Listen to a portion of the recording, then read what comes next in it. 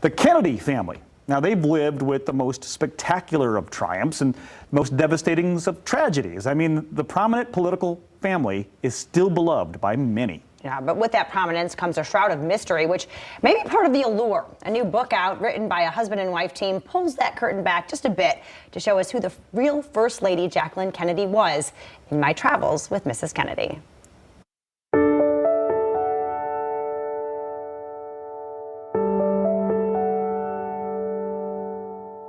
This beautiful book about a national treasure was born out of what could be called a treasure chest. Lisa discovered in the garage, among the other things, a trunk, a labeled trunk.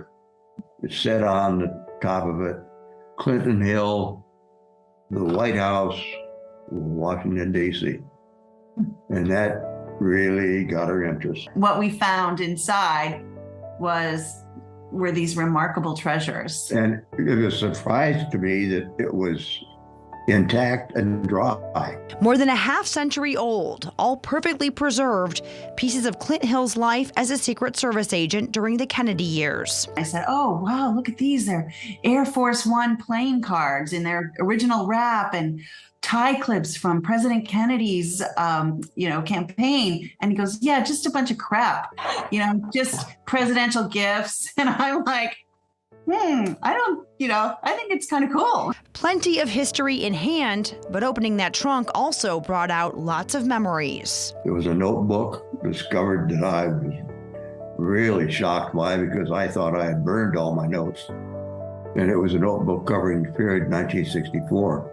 As an agent, we always carry little notebooks with us, and we kept track of the time of day and everything that happened during that day, weather conditions, flight plans, aircraft numbers. And that was something he had been really reluctant to talk about, was 1964, which was the year after the assassination. And he remained with Jacqueline Kennedy for that year.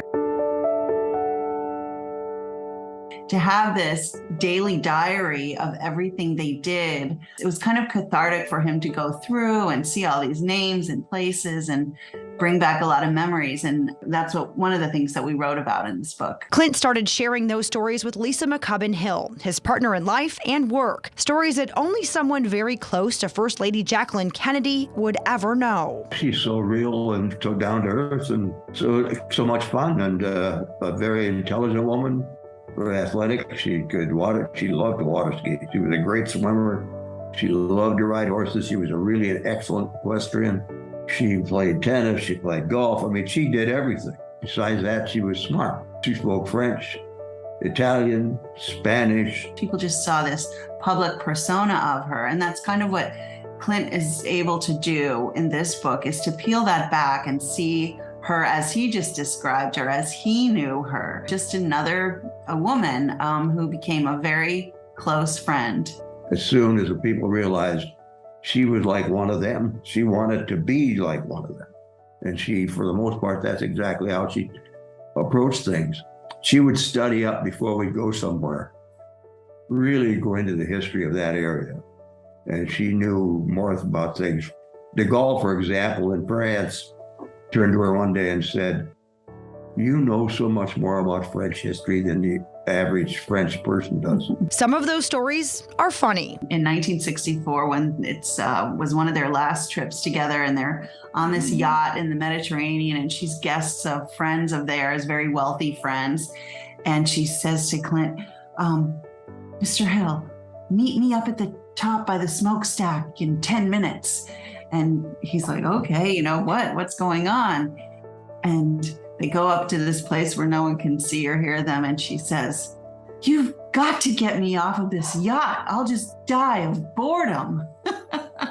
And I did. I mean, I had to lie to the captain of the ship and the hosts that there was a situation that had developed that we hadn't anticipated. But this book also addresses the hardest times. It brought back memories of the night in December 1963, 1 month after the assassination, when he attempted to end his own life. It was really hard for Clint to write about that, but since since we did and he's been talking about it, we've received numerous contacts from people who are so grateful to him for sharing that, because he was just 30 years old, right, at the time. And now here he is, 90. And to think of, he would have missed out on those years of his life, and what a life he's had. A life Clint has shared with some of the most influential people in modern American history, serving under 5 presidents, helping protect our leaders, and now sharing stories as an author and historian. This book is filled with the good memories. There are many, many photographs in here that have never been published before, stories that have never been heard before. We're grateful to you for sharing them with all of us. Well, I'm glad I could do it. I want to spend the day with that guy. You do. You could spend the week. I mean, he has got stories on stories on stories. I was sad there was so much that I couldn't put in there. There didn't just not enough time. It was a long story to begin with, but just anecdotes and moments and to be there in one of the most memorable historical moments, he was there. Yeah, and his memory is just sharp as a tack. So he knows names, faces, he can identify everybody in all the pictures, which is, I mean, obviously he needed to do to be able to write this book. That's an amazing. I got to pick that book up. You've got a copy, right? I do. I might When share you're it done, with you, Todd. When you're done, all right. I get it. All right, coming up.